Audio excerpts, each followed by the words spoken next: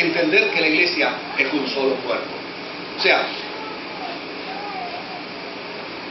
cuando yo lastimo a alguien en la iglesia, me estoy lastimando a mí mismo. Cuando yo ofendo a alguien en la iglesia, yo me estoy ofendiendo a mí mismo.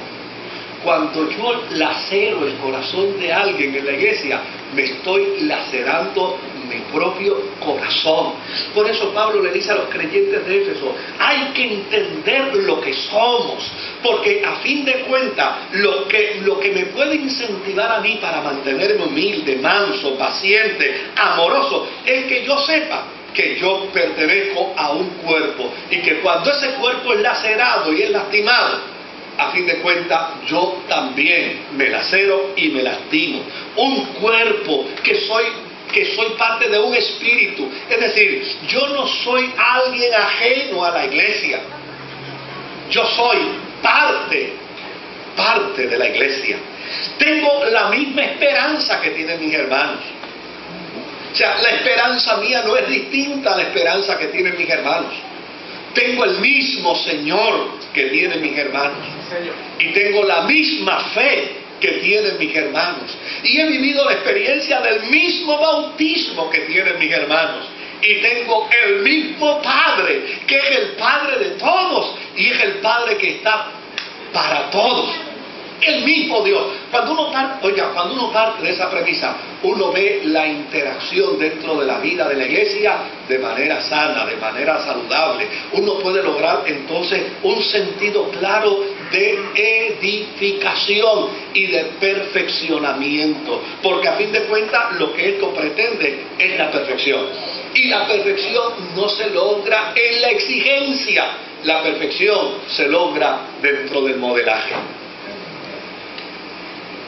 Me encanta porque Pablo utiliza un salmo que hay mucha gente que se me ha acercado y me ha dicho, pastor, fíjese, yo estaba entendiendo bien lo que Pablo dice aquí, hasta que se metió en una expresión aquí que yo no entiendo mucho, por lo cual dice, subiendo a lo alto, llevó cautiva la cautividad y dio dones a los hombres, y eso de que subió, ¿qué es? Sino que también había descendido primero a las partes más bajas de la tierra. El que descendió es el mismo que también subió por encima de todos los cielos para llenarlo todo. Dice, yo estaba leyendo el capítulo de lo más bien hasta que caí ahí me perdí.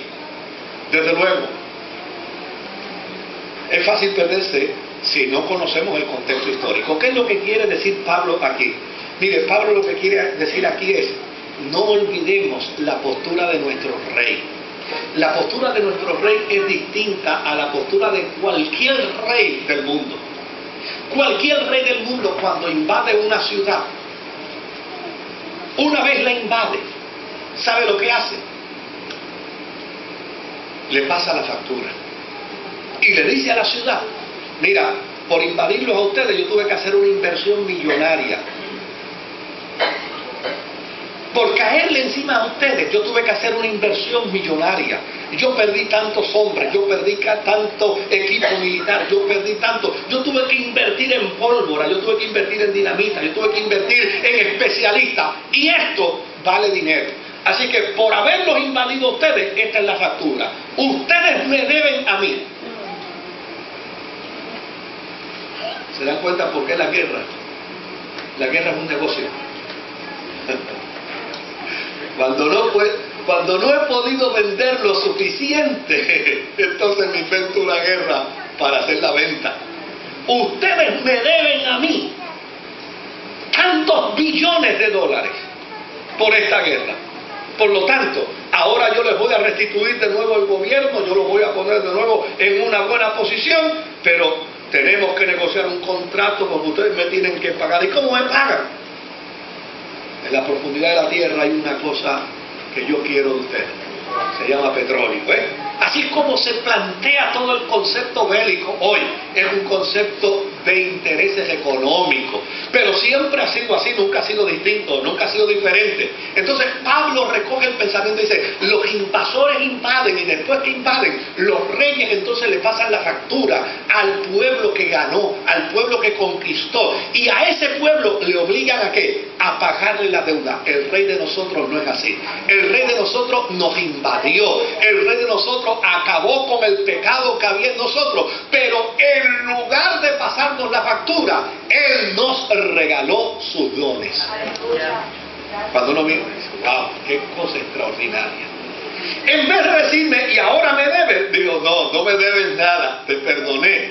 En vez de decirme, ahora vas a trabajar para mí, dice, no, yo voy a trabajar para ti. En vez de decirme, me debes por toda la eternidad, dice, no, yo te voy a dar la eternidad. Eso es lo que está diciendo Pablo aquí. Y desde luego, como Él es el que invadió, el Rey nuestro fue el que nos invadió, el Rey nuestro fue el que hizo la guerra contra todos aquellos elementos antagónicos que había en nosotros. Ahora, una vez venció, dice, en lugar de quitarnos, nos dio dones. Y a uno nos constituyó apóstoles, y a otros nos constituyó profetas, y a otros nos constituyó evangelistas, y a otros nos constituyó maestros, y a otros nos constituyó administradores.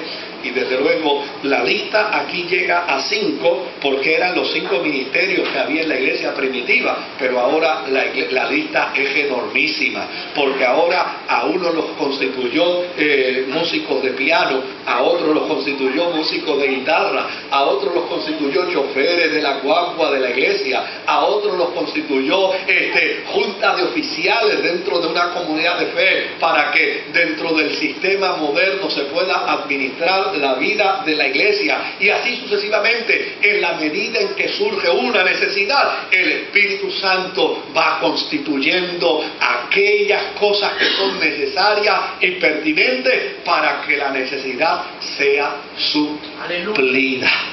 Ahora, es interesante que esta lista no está escrita de manera jerárquica. Que es lo que desgraciadamente mucha gente ha entendido y ha pensado. Que piensa que, oiga, a alguien había que poner primero. Pues desde luego, si había que poner a alguien primero, se puso ¿qué? Apóstoles. Pero se puso apóstoles no en el sentido de lo que es prioritario. Se puso apóstoles, ¿sabe por qué? Porque ese fue el primer ministerio que surgió dentro de la vida de la iglesia. Y desde luego, como Pablo lo que está diciendo es que el Rey que nos invadió, en lugar de quitarnos, nos dio, pues la primera evidencia de haber dado fue que invadió a 12 individuos. Y en lugar de quitarle, les dio la facultad de ¿qué? De convertirlos apóstoles. Y así sucesivamente fue desarrollando cada uno de los ministerios con un solo propósito, con una sola intención, con una sola meta, con un solo objetivo. Porque esto sí es fundamental, queridos. Esto sí es necesario. ¿Qué tiempo me queda, verdad? Pues ya se me acabó. Sácame el tiempo. Dime cómo me dice cuando me mandas a fregar.